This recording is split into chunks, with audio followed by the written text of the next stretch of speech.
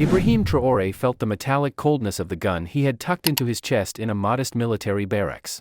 Disguised as an ordinary soldier, he had spent 4 days in Burkina Faso's elite 3rd Commando Brigade. In the darkness of the barracks, while the other soldiers were asleep, he heard whispers, "The time is approaching to overthrow Traoré. Lieutenant Colonel Zungrana has prepared all the units."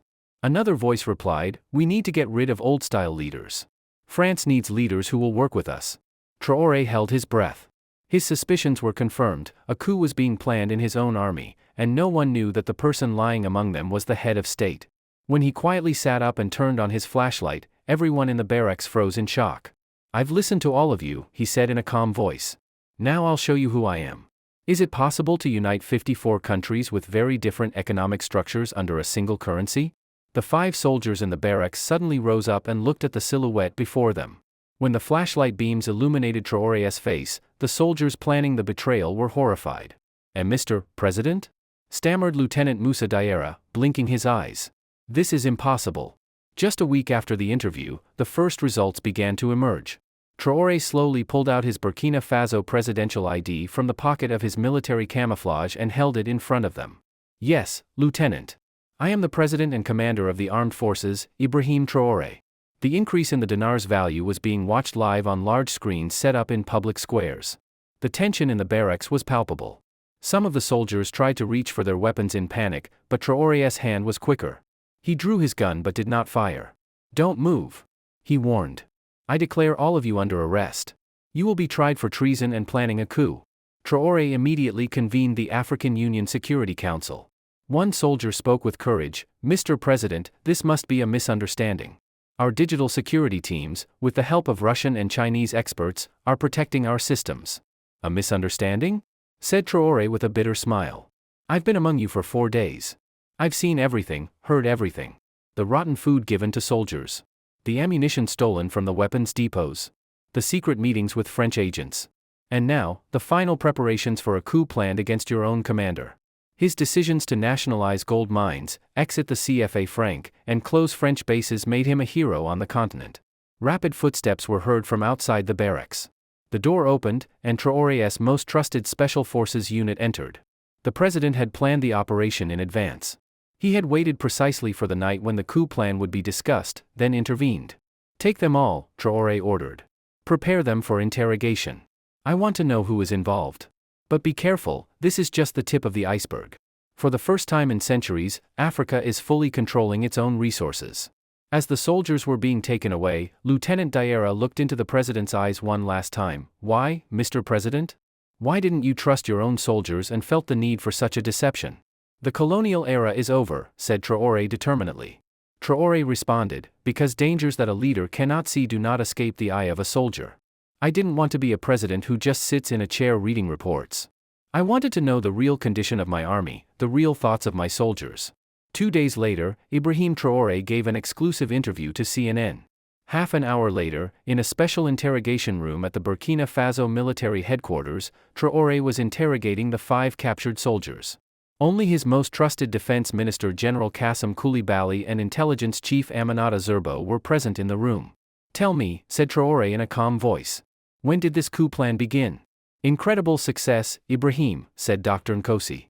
Lieutenant Diarra, with his head bowed, was answering, 3 months ago, Lieutenant Colonel Zungrana contacted us. After returning from his training in France.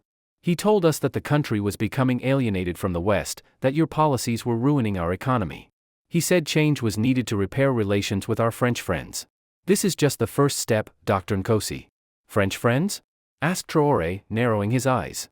"Who are you talking about? There may be more provocations, more coup attempts.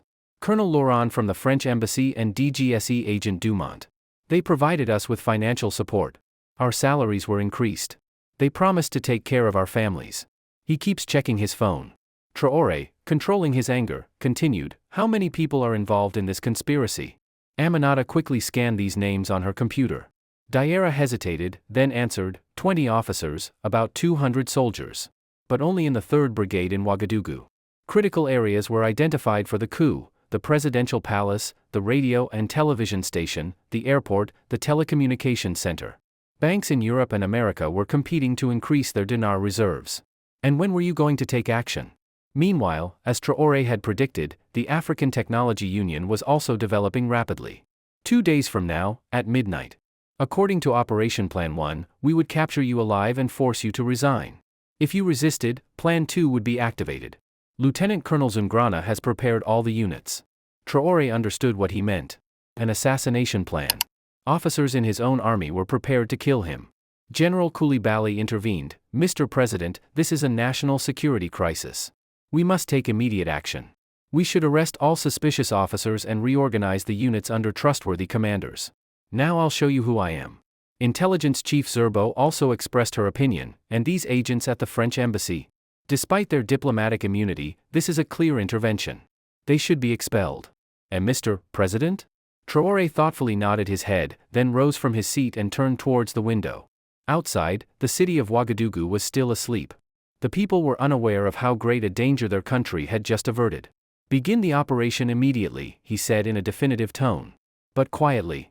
"They must not realize that we have discovered the coup attempt. We must capture all suspects simultaneously. No one should escape." Some of the soldiers tried to reach for their weapons in panic, but Traoré's hand was quicker.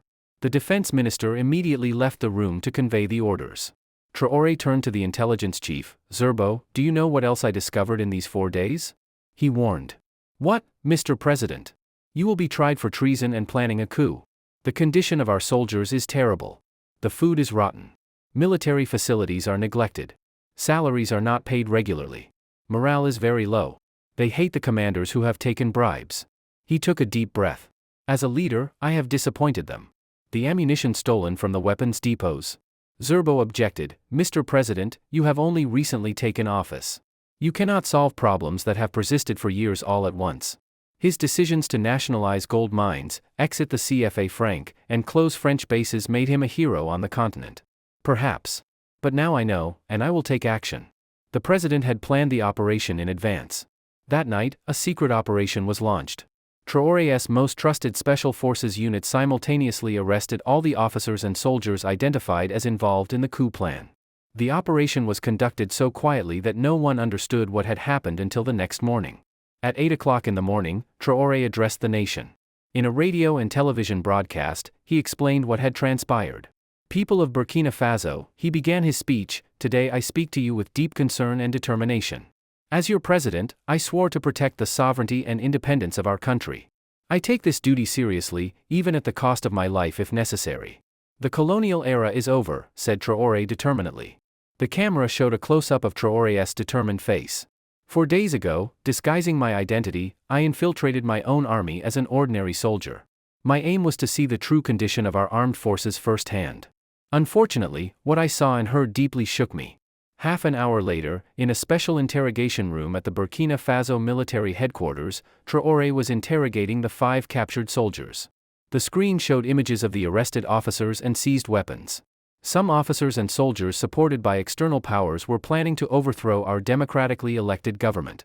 In collaboration with French intelligence, they wanted to return our country to a colonial order. "Incredible success, Ibrahim," said Dr. Nkosi. Traoré's voice grew stronger. "We have uncovered this treasonous plan and handed all those responsible over to justice. The independence of Burkina Faso is not negotiable. Our sovereignty is not for sale. Lieutenant Colonel Zungrana has prepared all the units." The screen now showed angry crowds beginning to gather in front of the French embassy. The people, having heard the news, had taken to the streets. "My message to France today is clear: the era of interference in our internal affairs is over. Your efforts to destabilize our country are no longer acceptable. I invite the 2 agents in your embassy, Colonel Laurent and Agent Dumont, to leave our country within 24 hours. We have decided to reassess our diplomatic relations. Now I'll show you who I am." Traoré paused briefly, then continued. "But my speech today is not just about external powers. We must also face the problems in our own army. The living conditions of our soldiers are at an unacceptable level." Traoré thoughtfully nodded his head, then rose from his seat and turned towards the window. Outside, the city of Ouagadougou was still asleep. "The food is inadequate. I am launching a comprehensive reform program to solve these problems." But quietly. The screen showed images of poor conditions in different military barracks, photographs Traoré had secretly taken. "The assets of all commanders will be examined. Those who have engaged in corruption will be punished. The military budget will be used for the real needs of soldiers. Barracks will be renovated, salaries will be increased, and training programs will be strengthened. Traoré turned to the intelligence chief. Zerbo, do you know what else I discovered in these 4 days? Traoré moved even closer to the camera. Our army should be an institution that our people can be proud of. The betrayal of a small minority cannot taint our entire armed forces. Together with our patriotic soldiers, we will build a stronger and more loyal army. The food is rotten. When his speech ended, a nationwide debate had begun. Social media was discussing Traoré's bold move. Many applauded their leader who had risked his own life to save the country. Others argued that the presence of so much corruption and betrayal in the army showed the weakness of the administration. 4 days later, Traoré returned to the barracks of the 3rd Commando Brigade, this time in his official head of state uniform. He stood before the soldiers. Most were still in shock. Beside him was the newly appointed brigade commander, Colonel Sawadogo. My brothers, he began his speech. I do not apologize for the 4 days I spent among you. This was something a leader had to do. But I want you to know this, you are not just soldiers. You are the sons of Burkina Faso, and just as a father wants to know his children, I wanted to know you. That night, a secret operation was launched. The entire barracks was listening in silence. I have seen that most of you are patriotic, honest people. You do your duty even under difficult conditions. However, the corruption in our system has led some of you astray. The allure of money and power has overshadowed loyalty to the homeland. As your president, I swore to protect the sovereignty and independence of our country. He continued, from today, a new era begins under the leadership of Colonel Sawadogo. Your salaries will be increased by 50%. The barracks will be renovated. New housing will be built for your families. Better training and equipment will be provided. But in return, I expect complete loyalty and dedication from you. Half an hour later, in a special interrogation room at the Burkina Faso military headquarters, Traoré was interrogating the 5 captured soldiers. Traoré, looking into the eyes of his soldiers, continued to speak. Some of you may ask me, why didn't you trust us? My answer is this: trust is earned. And now, after these challenging days, it is time to rebuild trust in each other. I believe in you. You believe in me. He told us that the country was becoming alienated from the West, that your policies were ruining our economy. That day, Traoré had not only prevented a coup attempt but had also sown the seeds of a fundamental change in his army. 2 weeks later, the French Ministry of Foreign Affairs announced that they were imposing sanctions on Burkina Faso. Economic aid was stopped, and trade restrictions were introduced. But Traoré had a plan for this as well. He signed new trade agreements with Russia and China. He sought support from African Union countries. And most importantly, he completely nationalized Burkina Faso's gold mines. Now all revenue would go directly to the state treasury. Although these decisions created economic hardships in the short term, the people of Burkina Faso stood behind their leader. Traoré was meeting with the public in a different city each week, explaining his decisions and vision. The military reform program was also progressing rapidly. Within 3 months, the salary system in the army was renewed, all commanders were required to declare their assets, barracks were renovated, and training programs were strengthened. 6 months later, during an international military exercise, a Russian general asked Traoré, President Traoré, how did you decide to mingle among your soldiers? This was a very risky move. Aminata quickly scanned these names on her computer.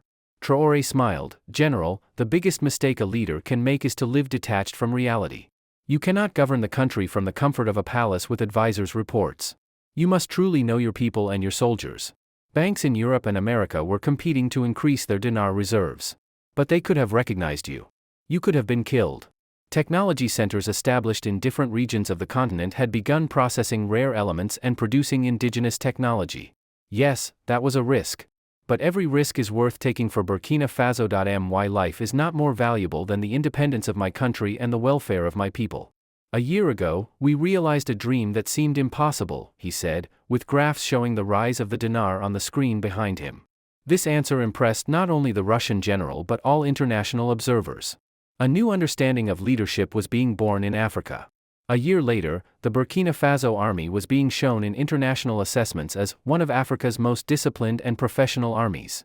Corruption had been greatly reduced, military capacity had been increased, and loyalty and patriotism had been reinstated at the center of army culture. Traoré initiated the tradition of serving as an ordinary soldier in a different military unit for 1 week every anniversary. This became both a symbol of his leadership style and ensured that the army remained constantly vigilant. 5 years later, when he announced his retirement, he was leaving behind a loyal army and a strong state. In his farewell speech, he said, "The true legacy of a leader is what he leaves behind after leaving office. I am leaving a Burkina Faso that is loyal to its own people and values. A country that refuses to be a puppet of external powers. And most importantly, a society with a bond of trust between its leaders and its people." At the end of the summit, African leaders also approved Traoré's next vision, the African Space Agency. Ibrahim Traoré's story redefined the concept of leadership not only in Burkina Faso but throughout Africa. A leader who chose to be among the people, not at the center of power. A commander who risked his own life to save his country. And most importantly, a statesman who boldly took action to solve the problems he saw. Today, at the Burkina Faso Military Academy, Traoré's 4-day secret operation is taught to all military students. The name of the course, Leadership and Courage, the Legacy of President Traoré. Now, according to our agreement, the new government will renew all agreements with French companies and stop the establishment of the Russian military base.